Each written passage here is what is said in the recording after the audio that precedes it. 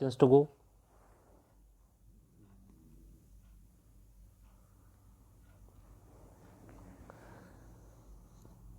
Start. On the Constitution Day, I feel very happy to be here with all of you. India is world's largest democracy. I am sure that all of you are also feeling proud of our great democracy on this occasion. In this very central hall, 72 years ago, the framers of our Constitution had adopted the document to build a bright future of independent India and gave it to themselves on behalf of the people of India. When we wrested the right to shape our own destiny, India was a country exploited by long foreign rule that had left its teeming millions poor and illiterate. But people were charged with enthusiasm to change that situation and build the nation. What our industrious countrymen needed was a constitutional structure.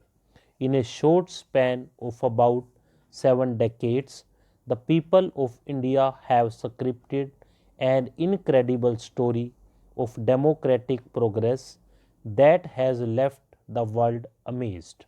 I believe that India's journey of growth and development has been made possible due to the impetus provided by our Constitution. Our Constitution contains all those lofty ideals for which the people of the world have been looking towards India with respect and hope.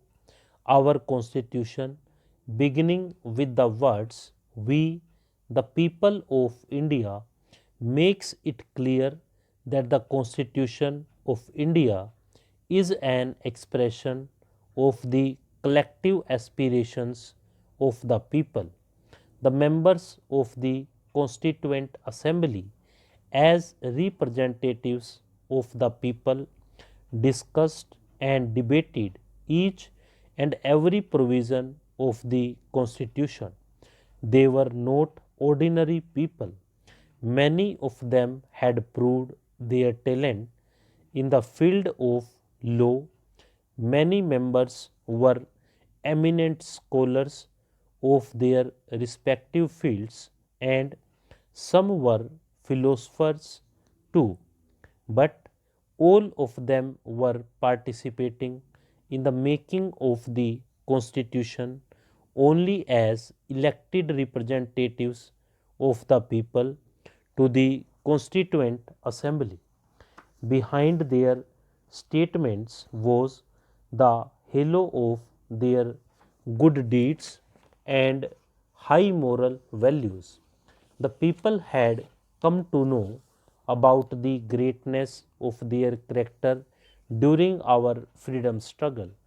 In about 3 years of the making of our Constitution, those great personalities gave shape to the collective vision of India with great care. I am happy that today the digital versions of the Constituent Assembly debates and the calligraphed and updated versions of the Constitution have been released. Thus, with the help of technology, all these invaluable documents have become accessible to all. In the Constituent Assembly debates, we get glimpses of the greatness of human thought and consciousnesses channeled for nation building.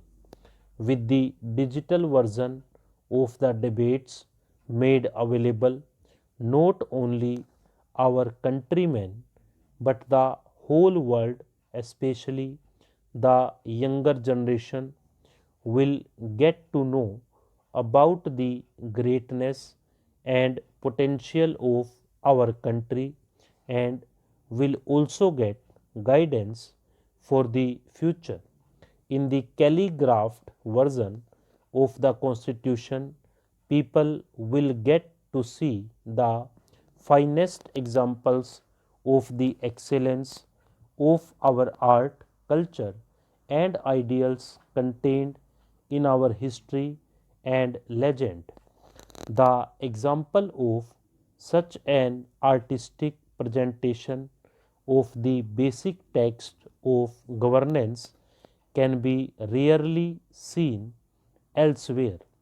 With the updated version of the Constitution, citizens, especially students, will get knowledge about the journey of our constitutional progress so far.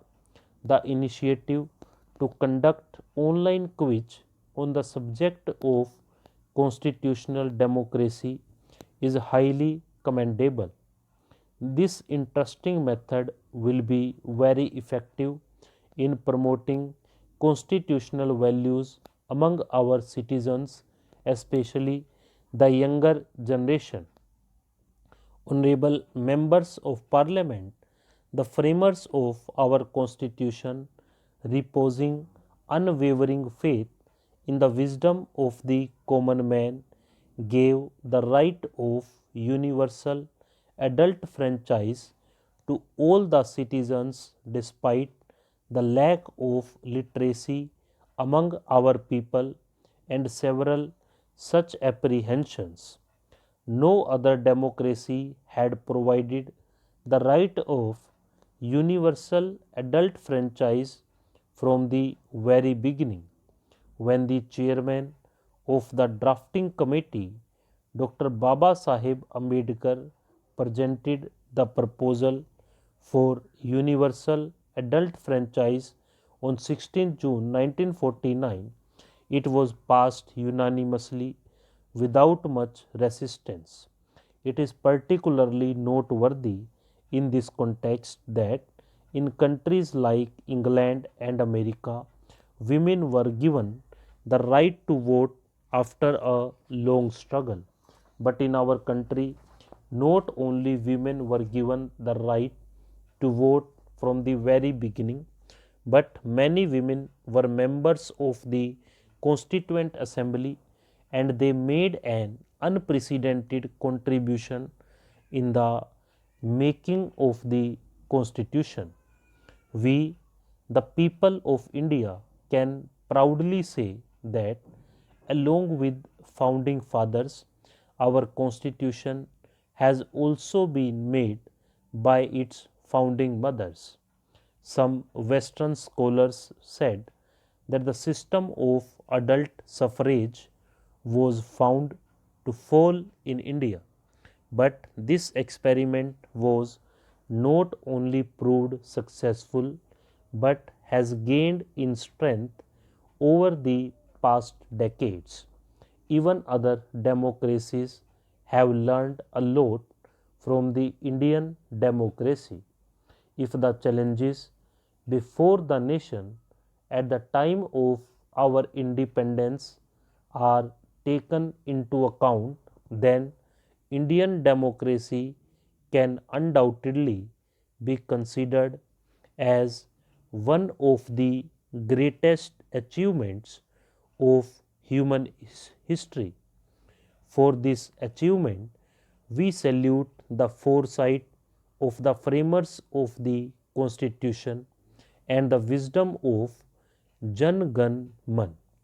Honorable members of Parliament, on 26th November 1949, a few moments before signing the Constitution document as the President of the Constituent Assembly, Dr.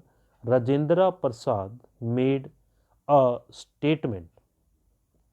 I would like to repeat some of his words.